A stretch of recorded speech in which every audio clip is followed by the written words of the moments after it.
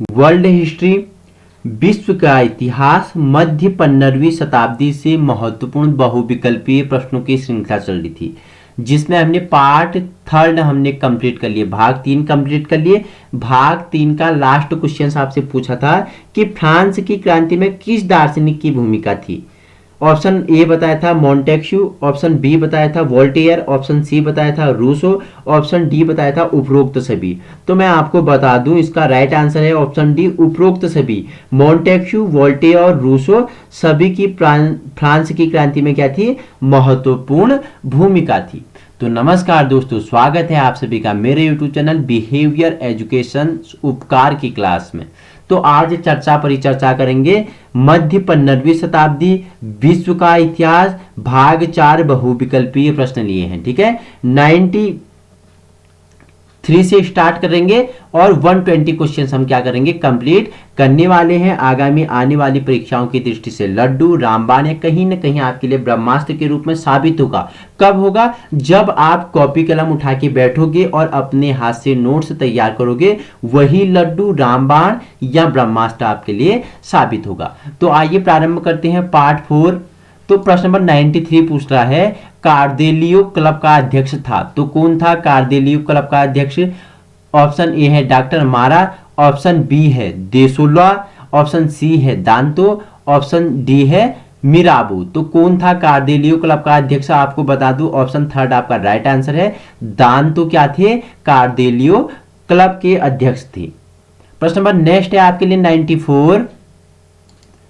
इनमें से कौन जैकोबिन दल का नेता था? तो बताना है आपको कौन जैकोबिन दल का नेता था। ठीक है, ऑप्शन एक है मादाम रोला, ऑप्शन बी है रॉब्सपियर, ऑप्शन सी है दांतो, ऑप्शन डी है डॉक्टर मारा। तो आपको बता दूं जो जैकोबिन दल का नेता था वो ऑप्शन फर्स्ट आपका राइट आंसर है, मादाम रोला क्या था, जैकोबिन दल का नेता था। क्वेश्चन नेक्स्ट है 95 आपके लिए। देखो जैकोबियन क्लब का नेता कौन था?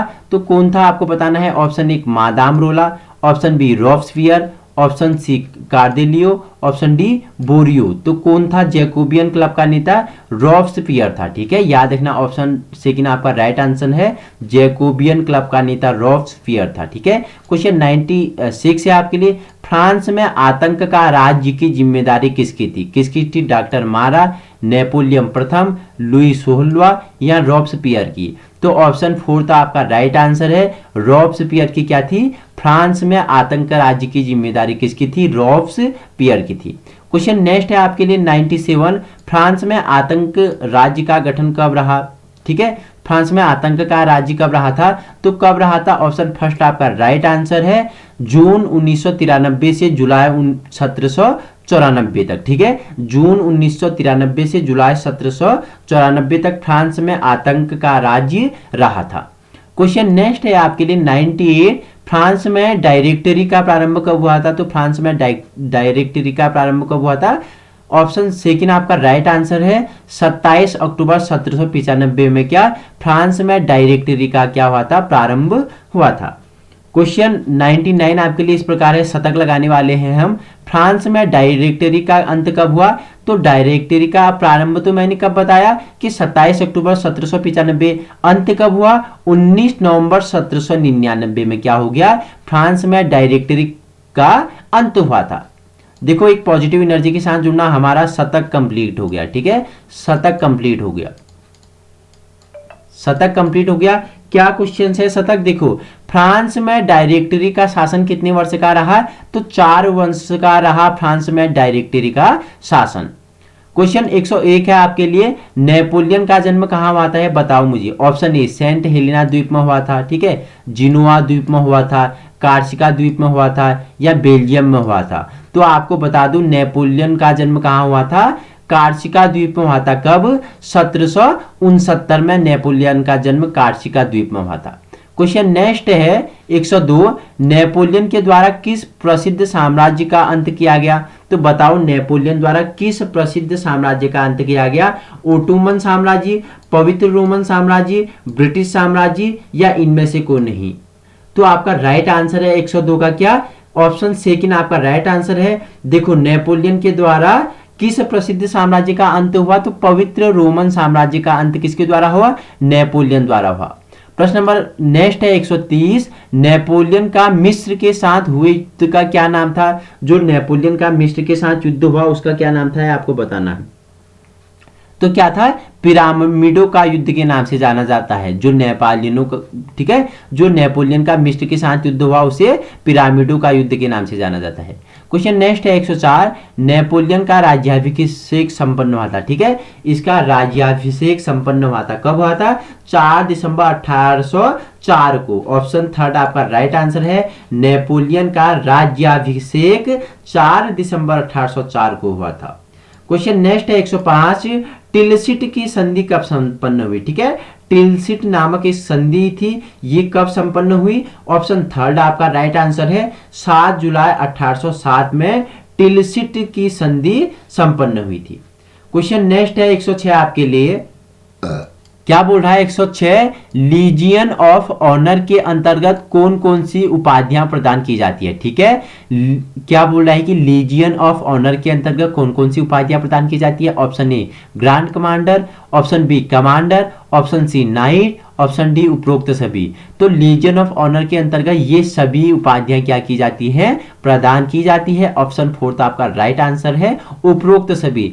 कमांडर, ग्रैंड कमांडर और नाइट, ये सभी लीजियन ऑफ ऑनर के अंतर्गत उपाधियां प्रदान की जाती हैं। क्वेश्चन नेक्स्ट है 107, बेलेन का युद्ध कब हुआ था? तो बताइए बेलेन का युद्ध कब लड़ा गया? तो आपका ऑप्शन फोर्थ आपका राइट आंसर है। 19 जुलाई 1808 में बेलेन का युद्ध लड़ा गया था। ठीक है, क्वेश्चन नेक्स्ट है 108वां, मेरी विजय यात्रा नहीं अपितु मेरा विधान मुझे लंबे समय तक अमरता प्रदान करेगा। वेरी इंपॉर्टेंट है, यह कथन किसने बोल दिया? क्या बोला कि मेरी विजय यात्राएं नहीं अपितु मेरा विधान मुझे लंबे समय तक अमरता प्रदान करेगा। यह कथन किसका है? ऑप्शन ए दांतो, ऑप्शन बी नेपोलियन द्वितीय, ऑप्शन थर्ड है मेजिनी, ऑप्शन फोर्थ है नेपोलियन प्रथम। ठीक है, तो किसका था यह कथन कि मेरी विजय यात्राएं नहीं अपितु मेरा विधान मुझे लंबे समय तक अमरता प्रदान करेगा? तो किसने बोला? नेपोलियन प्रथम ने कहा ऐसा। ठीक है, ऑप्शन फोर्थ आपका राइट आंसर है। क्वेश्चन नेक्स्ट है 109, नेपोलियन बोनापार्ट के किस कार्य को आप अधिक स्थायी मानते हो? ठीक है, तो किसे आप अधिक स्थायी मानते हो जो नेपोलियन बोनापार्ट के द्वारा किया गया? तो सिविल कोड इनके द्वारा किया गया था, जिसे हम अधिक क्या मानते हैं? स्थायी मानते हैं। कोई ऑप्शन फर्स्ट आपका राइट आंसर है। क्वेश्चन नेक्स्ट है 110, देखो क्या बोला है? नेपोलियन की महाद्वीपीय व्यवस्था का उद्देश्य क्या था? ऑप्शन ए संपूर्ण यूरोप महाद्वीप पर अधिकार करना, ऑप्शन बी है यूरोप को एक विशाल गणतंत्र में संगठित करना, ऑप्शन सी है इंग्लैंड के व्यापार को नष्ट करना, ऑप्शन डी है संपूर्ण महाद्वीपीय व्यापार पर फ्रांस का अधिकार करना। तो आपको आंसर लॉक करना है। नेपोलियन की महाद्वीपीय व्यवस्था का क्या उद्देश्य था? ऑप्शन थर्ड आपका राइट आंसर है। इंग्लैंड के व्यापार को नष्ट करना क्या था? नेपोलियन की महाद्वीपीय व्यवस्था का प्रमुख उद्देश्य था। क्वेश्चन नेक्स्ट है 111, नेपोलियन का पतन किस युद्ध से आरंभ हुआ? तो नेपोलियन का जो युद्ध हुआ किस पतन से आरंभ हुआ? ऑप्शन ए इंग्लैंड के युद्ध, ऑप्शन बी स्पेन के युद्ध, ऑप्शन सी रूस के युद्ध, ऑप्शन डी ऑस्ट्रिया के युद्ध। तो नेपोलियन का पतन कौन से युद्ध? स्पेन के युद्ध से क्या होता है? आरंभ होता है। ऑप्शन सेकंड आपका राइट आंसर है, स्पेन के युद्ध से। क्वेश्चन नेक्स्ट है 112 आपके लिए, नेपोलियन की निर्णायक पराजय किस युद्ध में हुई? तो आपको पता होना चाहिए वाटरलू का युद्ध में क्या नेपोलियन की निर्णायक पराजय हुई थी। क्वेश्चन नेक्स्ट है 113, नेपोलियन ने किस तिथि को आत्मसमर्पण किया था? तो आपका ऑप्शन थर्ड राइट आंसर है। 15 जुलाई 1815 को नेपोलियन ने क्या किया? आत्मसमर्पण किया था। क्वेश्चन नेक्स्ट है 114 कि नेपोलियन को कैद करके कहां रखा गया? ठीक है, नेपोलियन को कैद करके कहां रखा गया? सेंट हेलेना द्वीप, ठीक है, कोर्सिका द्वीप, जनेवा या विनया। तो कहां पे रखा था नेपोलियन को कैद करके? सेंट हेलेना द्वीप में रखा था। ऑप्शन फर्स्ट आपका राइट आंसर है। क्वेश्चन नेक्स्ट है 115, नेपोलियन ने अपनी अंतिम सांस ली। तो कब ली नेपोलियन ने अपनी अंतिम सांस? 5 मई 1821 को नेपोलियन ने अपनी अंतिम सांस ली। आपका ऑप्शन सेकंड राइट आंसर है, 5 मई 1821। क्वेश्चन नेक्स्ट है, यदि रूसो न होता तो फ्रांस की राज्य क्रांति भी नहीं होती, यह कथन किसका है? किसने बोला यदि रूसो न होता तो फ्रांस की राज्य क्रांति भी नहीं होती? किसने बोला यह कथन?